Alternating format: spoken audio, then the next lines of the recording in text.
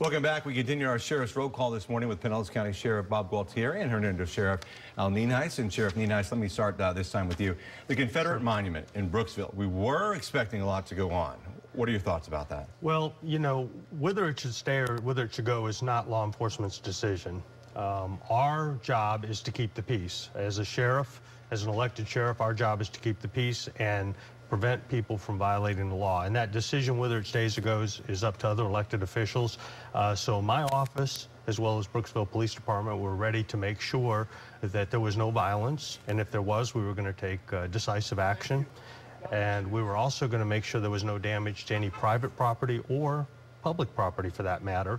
And fortunately, we had several demonstrators there, and it was all peaceful, exactly the way our First Amendment was meant to be. I want to go back to just one more question, though. Before we talked about, before the break, we talked about the kids. And we know Sheriff Chris Nacco from Pasco County is really big on this, about body cameras. And I believe that you two that Polk doesn't have it.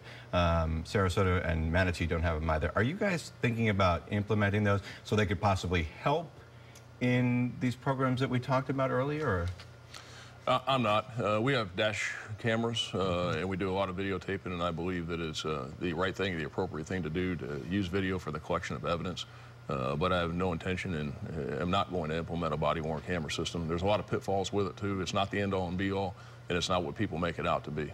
So it can cause more problems, actually, than it solves at times. I respect everybody's right who wants to use them, but I'm not doing it. Sure.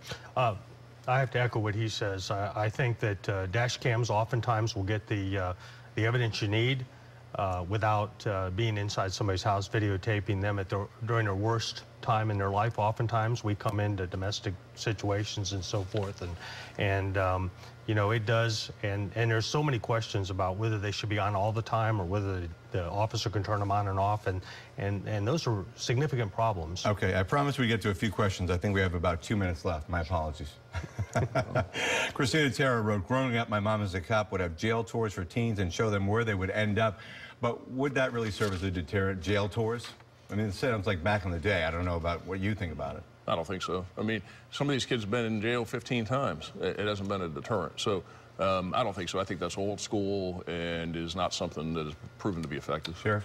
You know, I think, as we said earlier, the two groups, the first group, the ones who get in trouble the first time, it may be a great deterrent. The kid who doesn't want to go to jail, has never been to jail, and it may help them learn a lesson. But once somebody's been arrested several times, it's not going to work. All right, Donna Hutchins wrote, juvenile justice is often just a school to build a better criminal. Is it really? I don't think so. I think that if you have a kid that's been arrested 15, 20 times, is that they're schooled by the streets, and they're schooled by the environment and the friends that they have and the environment from which they come.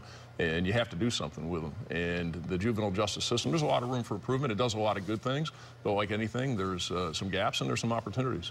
So here's the thing. This all comes down to the parents, the role models, and the community in which they're in. How do these all work together with you guys and with the public? Can everyone work together, or is that, you know, is that too perfect?